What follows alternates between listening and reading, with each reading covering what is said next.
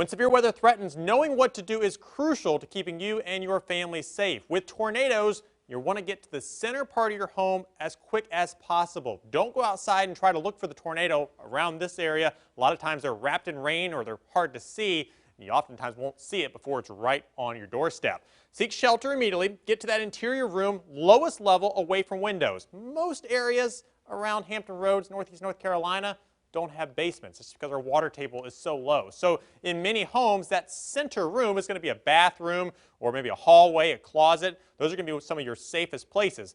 Once you're in there, cover yourself with blankets, a helmet, or a mattress. We say helmets like a bike helmet, a motorcycle helmet, football helmet, because we've learned through studies over the years that putting on those helmets can significantly reduce your risk of head trauma. Just like it protects you while you're riding a bike or playing sports, same thing with a tornado. Protects you from any flying debris that may fly around and hit you in the head. So a couple of tips to keep you and your family safe the next time severe weather threatens.